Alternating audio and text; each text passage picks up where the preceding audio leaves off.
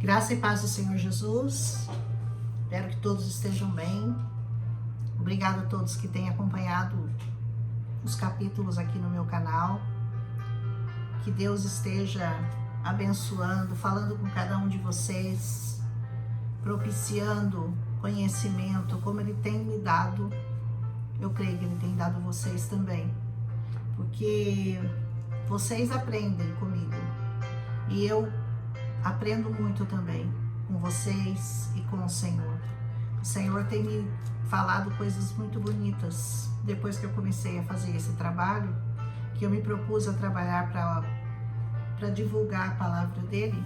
É incrível como o Senhor se manifesta nessa palavra, como Ele é fiel, como Ele nos responde, como Ele nos dá a direção.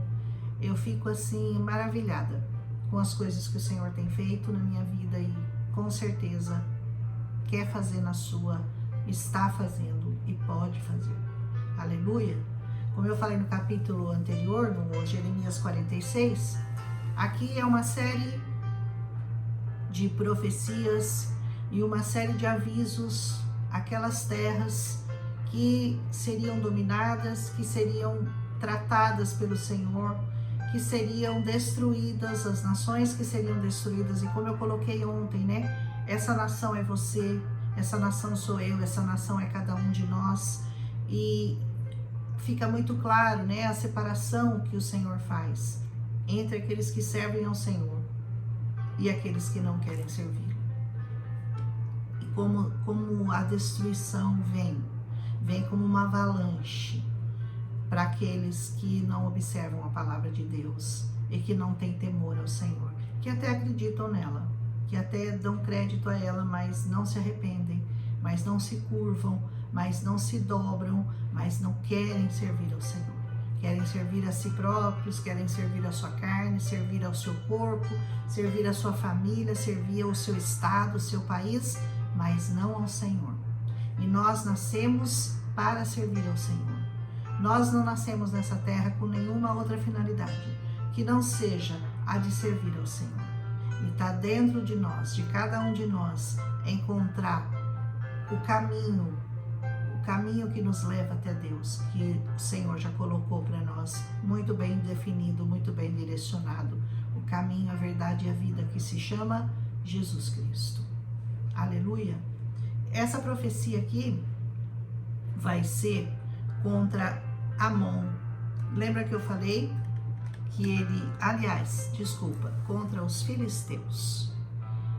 Os filisteus são os que viviam na planície ali, do lado do mar, na Palestina, o lado palestino marítimo.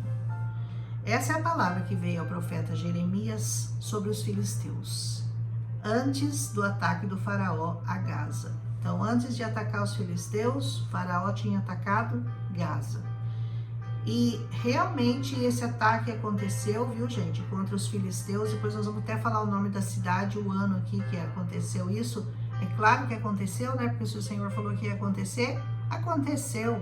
Cada palavra que está escrita aqui, gente, vai acontecer, nós não vamos escapar. E ele diz assim diz o Senhor: vejam como as águas estão subindo do norte. Essas águas subindo do norte é um pelotão de guerra que viria do norte. Quem que estava ao norte? A Babilônia. A Babilônia, naquela época, teve um domínio sobre todas aquelas regiões que estavam, incluindo Judá e Israel, né? Elas se tornam como uma torrente transbordante, ou seja, vem atropelando tudo, né? Uma torrente transbordante vai levando tudo que encontra pela frente. Inundarão essa terra e tudo que nela existe, a cidade, seus habitantes. O povo vai clamar, o povo vai gritar, todos os habitantes dessa terra. Vai ser uma dor grande, a dor da guerra. Esses dias eu vi um menino. Nós estamos vivendo a guerra da Ucrânia agora, contra a Rússia contra a Ucrânia, uma guerra muito triste, muito, como é que eu vou dizer, o poder bélico da Rússia não se compara ao poder bélico da Ucrânia. A Ucrânia não, sem nenhuma chance, mas eles têm uma chance, porque eles são cristãos. E eu vi muitos ucranianos clamando ao Senhor, esses dias fazendo culto, mesmo no meio de toda aquela guerra, no meio de toda aquela batalha. Por isso eu quero crer que eles têm sim uma chance de saírem dessa guerra sem que a Rússia os domine. Vai fazer muito estrago, vai matar muita gente. E eu vi um menininho chorando, caminhando, carregando, um menino devia ter uns 8 anos, carregando uma bolsinha transparente com um buchinho de pelúcia dentro. Era tudo que ele tinha. E ele chorava muito, porque ele provavelmente ele tinha perdido o pai, a mãe, ele estava tentando ir para a Polônia, atravessar, e ninguém o ajudava. Ele estava só, uma criança chorando. Aquilo, sabe, me fez lembrar dessas palavras, dessas profecias que a Bíblia traz para a gente, né? Dos últimos tempos, dos últimos dias, nação contra nação, reino contra reino, e assim será, né? Mas vamos voltar aqui, diz assim: o povo clamará, gritará, todos os habitantes dessa terra, ao estrondo dos cascos dos seus cavalos galopando, porque eles vêm fazendo barulho, né? É muito cavalo, é casco galopando, barulho dos seus carros de guerra, estampido das suas rodas. Os pais nem voltarão para ajudar seus filhos, pois as suas mãos estarão fracas. Olha que tristeza.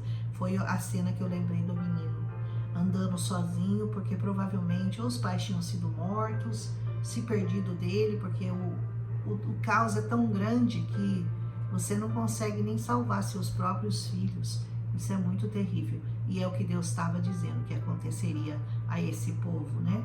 E ele diz assim: pois chegou o dia de destruir todos os filisteus, ele diz assim, e de eliminar todos os sobreviventes que poderiam ajudar. Tiro e Sidom, o Senhor destruirá os filisteus, o remanescente da ilha de Caftor. Os habitantes de Gaza rasparam a cabeça. Sabe o que significa raspar a cabeça? É vergonha.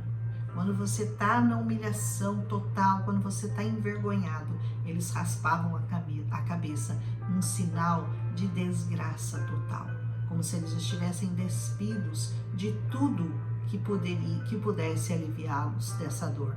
E ele diz assim: rasparam a cabeça, Ascalon está calada.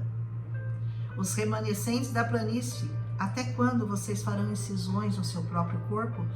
Uma demonstração de dor também, né? Eles se cortavam, eles se machucavam assim com os chicotes, cortavam as peles, cortavam o corpo, se feriam, algo que o Senhor pediu pra gente nunca fazer, não é verdade?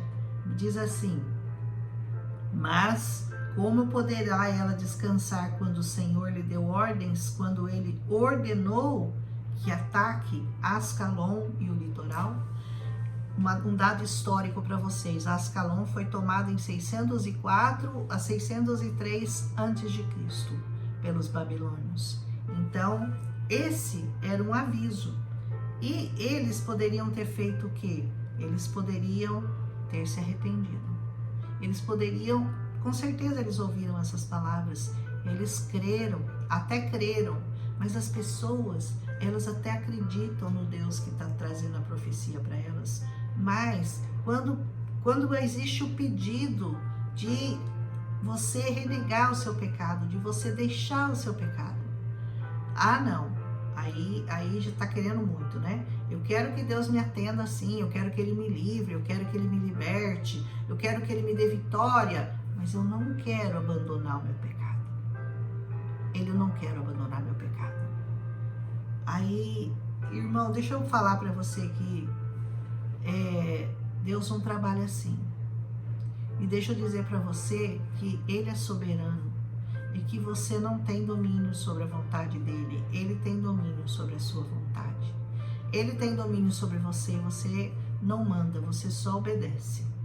Então, se você quer realmente que o Senhor te liberte, que o Senhor te livre dessa opressão, dessa depressão, desse sentimento de tristeza que você tem sentido, se você quer que o Senhor opere nas suas batalhas, nas suas guerras, nas suas aflições, você tem que permitir, em primeiro lugar, você tem que se disponibilizar para o Senhor, para trabalhar pelo Senhor, para honrar o nome do Senhor. De que maneira? Deixando o seu pecado. Deixe o seu pecado. Eu sei que você sabe qual é o seu pecado, eu não vou precisar descrevê-lo para você. Eu não preciso ficar aqui falando, olha, você peca nisso, você peca nessa área, porque você sabe exatamente quais são as áreas em que você peca. Estão tentando não chamar de pecado o que é pecado. Hoje em dia, a manipulação está tão grande que eles querem dizer o que Deus pode e o que Ele não pode falar. O que Ele pode e o que Ele não pode condenar. Mas sabe quanto que Ele liga para isso? 0. Ele não está preocupado com isso, que vão querer tentar sufocar a palavra dele. Ele vai continuar fazendo o que ele tem que fazer. Ele vai continuar chamando de pecado o que é pecado. Ele vai continuar dando castigo e punição àqueles que não obedecem. Se você tem problemas na sua alma, se a sua alma está aflita, angustiada, deprimida, saiba que isso é consequência do pecado. Porque essa palavra aqui, ela nos cura, ela nos liberta todos os dias. E você, quanto mais você tem a palavra na sua mente, fazendo uma limpeza diária na sua mente, porque o problema da batalha do homem está aqui, ó, é na mente dele. É aqui que o diabo tenta operar, é aqui que ele tenta trabalhar para te derrubar. É a mente e o coração. O coração ligado com Deus e a mente repleta da palavra de Deus, ninguém te derruba. Não existe depressão que consiga chegar até você. Não existe tristeza, não existe amargura, não existe derrota para a sua vida. Porque o Senhor já derrotou os nossos inimigos. O único inimigo que restou para você é você mesmo. É a batalha da sua mente. E o Senhor quer limpar, o Senhor quer lavar, o Senhor quer te dar vida e vida em abundância. Então, olhe para a palavra do Senhor todos os dias da sua vida. Todas as horas, todos os momentos, tudo, sempre que você puder, que você tiver um momentinho, entra na presença do Senhor, esse momento de intimidade com o Senhor, fale com Ele, confesse a Ele as suas fraquezas, confesse a Ele a sua dor, clame. A palavra clamar significa gritar muito alto. Ai, esses crentes falam muito alto. Oraçãozinha de mimimi não chega na presença do Senhor. Ele diz, clama a mim e responder-te-ei. Clama. Clamar é você chamar 2 vezes. Você reclamar é tornar a clamar, né? Mas clamar ao Senhor é você pedir em voz alta. É pedir com força no seu coração, com força na sua alma, com força na sua boca. Clame ao Senhor.